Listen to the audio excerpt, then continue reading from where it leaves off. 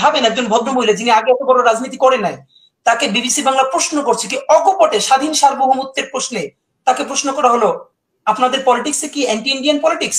উনি বলেন, কে বলেছে আমরা অ্যান্টি ইন্ডিয়ান পলিটিক্স করি? আমরা বাংলাদেশের পক্ষে কথা বলি। মাহমুদুর রহমানের সম্পর্ক পর্যন্ত খারাপ হয়ে গেল, তো 2024-এর নির্বাচনেও তো বিএনপি ভারতের সাথে গিয়ে আমরা অনেকে তো দেখি অমিত শাহের সামনে এরকম কোমর নুইয়ে দেয়, তারপরও কি পেরেছেন? বিএনপি যদি ভারতের অকৃত্রিম ট্রাস্টেড বন্ধু হয় তাহলে সে বাংলাদেশের শত্রু হয়েছে। শাহবাগীরা, আওয়ামী লীগেরা, বিএনপির সুশীলপন্থীরা পর্যন্ত খালেদা জিয়াকে ধুইয়ে দিয়েছে। তারা বই পুস্তক নিয়ে বসেছে গণহত্যা কাকে বলে। বেগম খালেদা জিয়া পড়াশোনা জানেন না, তিনি এটাকে কেন গণহত্যা বলেন?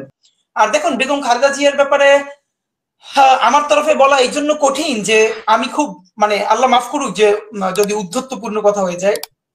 আপনি বলেছেন বিএনপির বাইরে খালেদা জিয়াকে দেখে কিনা, এটা তো অবশ্যই অবশ্যই বাংলাদেশে বিএনপি একটি পরীক্ষিত দেশপ্রেমিক দল, এটা নিয়ে কোনো প্রশ্ন নাই যে পরীক্ষিত দেশপ্রেমিক দল, এটা নিয়ে বাংলাদেশে। কিন্তু এরপর তো বিএনপির পলিটিক্যাল ভুল থাকবে, বিভিন্ন কথা থাকবে, কিন্তু দেখুন this is the high time আপনি বলতে পারেন যে বাংলাদেশে এমন কোন পলিটিক্যাল ফিগার এখন আছেন যে খালেদা জিয়ার মতো বা তার কাছাকাছি, যিনি ডাকলে এমন কোন রাজনৈতিক দল অথবা এমন কেউ নাই যার কাছে কথা বলতে যাবেন না বিনয়ের সাথে। এবং আমি আপনাকে বলতে চাই, বিএনপি তো আরো অনেক পরে, বেগম খালেদা জিয়া হচ্ছেন একটা প্যারালাল বাংলাদেশ। বাংলাদেশ ভালো আছে কিনা এটা আপনি বেগম খালেদা জিয়ার দিকে তাকালে দেখবেন। বেগম খালেদা জিয়া যদি হাসে আপনি বুঝবেন বাংলাদেশ হাসে, তার চোখে পানি দেখলে দেখবেন যে বাংলাদেশ কাঁদে। এর এই কথাটা বলতে আমার বিএনপির কর্মী হওয়ার দরকার নাই। 2 মিনিটে আমি আপনাকে শুধু বলতে চাই 3 থেকে 4টা ঘটনা, যেই জন্য Khaleda Zia is more than BNP for the people of Bangladesh. ধরেন আমি আপনাকে বলি, 2009-এ আওয়ামী লীগ, 2008-এ বা 9-এ যে আওয়ামী লীগ নির্বাচনে আসলো, 111-এর কুশীলবরা তাকে এনে দিল ভোটে। তারপরে ভারতের সাথে সর্বপ্রথম যে গোলামীর চুক্তিটা করতে গেল, বেগম খালেদা জিয়া প্রথম বললেন যদি ভালো চুক্তি করে আসেন ভালো, দাসত্বের চুক্তি করে আসলে সারা পথে কাটা বিছিয়ে দিব। তখনকার এই মিডিয়াগুলো, অসভ্য মিডিয়াগুলো কি ন্যারেটিভ নির্মাণ করেছিল জানেন? তাহলে খালেদা জিয়া যে বলেছে শেখ হাসিনাকে কাটা বিছিয়ে দিবে ভারত থেকে আসার পরে, এই কাটা মানে কি বোমা? সেই কি 21শে আগস্টে গ্রেনেড হামলা যে বোমা করে মেরেছিল সেই বোমার কথা সে বলছে? তাহলে কি জঙ্গিবাদের কথা সে বলছে?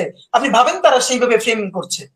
1997 বা 98-এর দিকে বিবিসি বাংলা বেগম খালেদা জিয়ার একটা ইন্টারভিউ করেছিল, তখন আওয়ামী লীগ ক্ষমতায়, এবং বেগম জিয়া সেটা তখন বিরোধী দলীয় নেত্রী। আমি আমার অনেক ছোট ভাই বোন আমাকে বলে, ভাই আপনি তো খালেদা জিয়ার ব্যাপারে অন্ধ। আমি বলি অন্ধ টন্ধ না, আমাকে বেগম খালেদা জিয়ার ব্যাপারে এটা নিয়ে আমাকে কেউ প্রশ্ন করলেও আমি মাইন্ড করি, বিকজ আমি অনেককে বলি যে তোমরা তো সেই মূলে ভিডিও নাই, বেগম খালেদা জিয়ার সেই ইন্টারভিউটা শোনো। আপনি ভাবেন একজন ভদ্রমহিলা যিনি আগে এত বড় রাজনীতি করে নাই, তাকে বিবিসি বাংলা প্রশ্ন করছে কি অকপটে স্বাধীন সার্বভৌমত্বের প্রশ্নে তাকে প্রশ্ন করা হলো, আপনাদের পলিটিক্সে কি অ্যান্টি ইন্ডিয়ান পলিটিক্স? উনি বলেন, কে বলেছে আমরা অ্যান্টি ইন্ডিয়ান পলিটিক্স করি? আমরা বাংলাদেশের পক্ষে কথা বলি। সেই বাংলাদেশের পক্ষে কথা বলতে গিয়ে যদি দিল্লির বিরুদ্ধে যায় সেটা আমি কি করবো? তারা গায়ে মাখি কেন? কি স্ট্রেট ফরওয়ার্ড বাংলাদেশের ব্যাপারে তার আপোষহীন অবস্থান। সকল কথা বাদ দেন, আজকে বিএনপির যাদেরকে দেখি বিএনপির পক্ষে ওকালতি করছে, সুশীল, শাহবাগী, যারা বিএনপির গার্ডিয়ান হয়েছে, 100 জনের নাম ধরে বলতে পারবো। 2014-তে যখন বেগম জিয়া, 2013 অথবা 14, যেটা 154টা আসন আনকনটেস্টেড হয়ে গেল, বেগম জিয়া সেই নির্বাচন যখন প্রত্যাখ্যান করলেন যে বিএনপি ইলেকশনে যাবে না, অন্তত নির্বাচিত এমপি এর আগে বিএনপি এরকম আমি অনেকজনকে চিনি যারা পিছনে গালিগালাজ করেছেন, যারা বলেছেন এটা খালেদা জিয়ার ভুল সিদ্ধান্ত। আমি আপনাকে বলি, তখন আমি খুবই ছোট মানুষ, বিশ্ববিদ্যালয়ে পড়ি। অন্তত আমি আমার বন্ধু বান্ধবকে 100 জনকে মিনিমাম 1000 বার বলেছি, বাংলাদেশ যদি বেঁচে থাকে তাহলে খালেদা জিয়া যদি সারা জীবনে 3টা অত্যন্ত দূরদর্শী সিদ্ধান্ত নিয়ে থাকেন, যেটা তিনি মরে যাওয়ার 50 বছর পরে ইতিহাসে লিপিবদ্ধ হবে সবার বিরুদ্ধে গিয়ে, সেটা হলো 2014 নির্বাচনে না যাওয়া। এবং ইট হ্যাজ বিন প্রুভড নাও। বিএনপির লোকেরা তার সমালোচনা করেছে যে না না না আমাদের ইলেকশনে যাওয়া উচিত ছিল। তারপরে তো তাকে জেলে যাওয়ার পরে 18-তে ডক্টর কামালকে সামনে রেখে বিএনপি উদ্ধার করতে গিয়েছিল। কি উদ্ধারটা হয়েছিল? মাহমুদুর রহমান বলেছিল বিএনপিকে বাংলাদেশের মানুষ পছন্দ করে দিল্লির তাবেদারের বিরুদ্ধে লড়াই করবার জন্য। এই জন্য বিএনপির সাথে মাহমুদুর রহমানের সম্পর্ক পর্যন্ত খারাপ হয়ে গেল। তো 2024-এর নির্বাচনেও তো বিএনপি ভারতের সাথে গিয়ে আমরা অনেকে তো দেখি অমিত শাহের সামনে এরকম কোমর নুইয়ে দেয়, তারপরও কি পেরেছেন?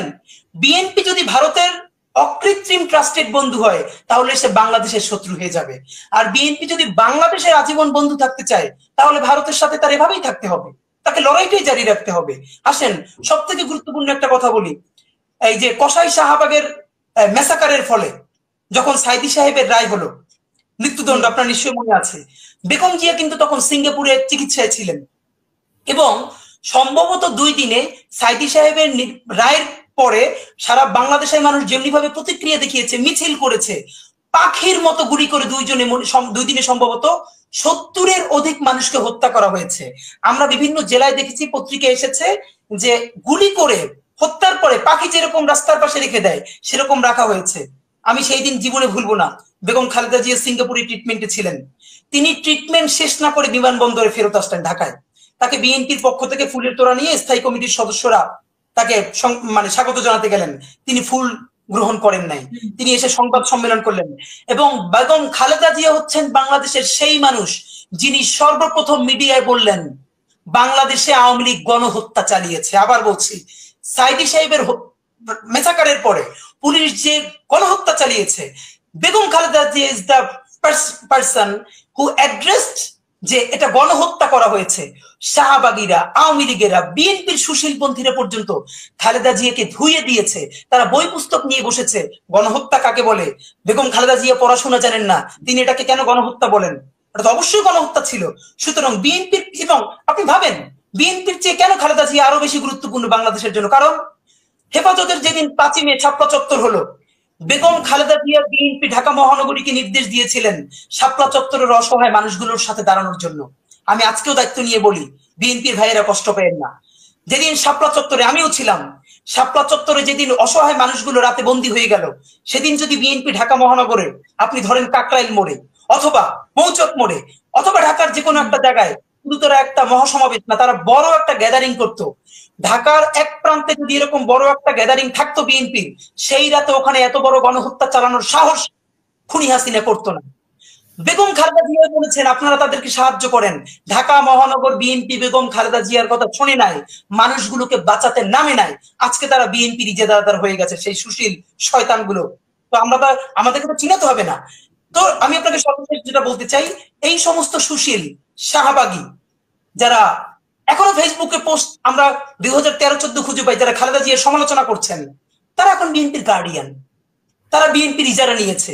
আর যেই মানুষগুলো বিএনপির কর্মী না হয়েও বেগম খালেদা জিয়া বলেছেন মার্চ, যে তিনি লং মার্চ করে বাসার থেকে নয়াপল্টনে আসবেন, আমাদের মতো ছেলেরা মেয়েরা বাসার গেইটের সামনে দাঁড়িয়েছিলাম, বাসায় কাউকে না বলে লুকাইয়া লুকাইয়া, যদি শুধু দেখি বেগম খালেদা জিয়া ফিরোজা ভবন থেকে বের হতে পারছেন, আমরা জীবন নিয়ে দৌড় দিব।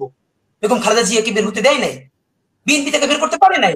সুতরাং আমি বিএনপি অবশ্যই বলছি, বিএনপি একটা দেশপ্রেমিক বাংলাদেশের রাজনৈতিক দল, কিন্তু খালেদা জিয়া ঠিক সেই প্যারালাল অবস্থানে তৈরি করেছেন নিজেকে, যেমন জিয়াউর রহমান হয়ে উঠেছিলেন বাংলাদেশের আপামর জনসাধারণের স্বাধীনতা সার্বভৌমত্বের প্রতীক, একটা সিম্বল। আর বেগম খালেদা জিয়া হচ্ছেন সেই স্বাধীনতা সার্বভৌমত্বের বর্তমানে জীবন্ত সব থেকে বড় প্রতীক। যিনি হাসলে বাংলাদেশ আসেন, তাকে ভালোবাসতে গিয়ে আমাদের বিএনপি কর্মী হওয়ার দরকার নাই।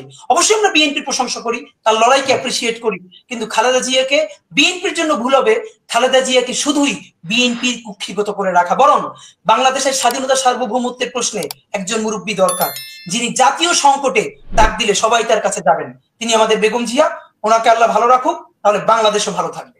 ধন্যবাদ। অসংখ্য ধন্যবাদ ওসমান।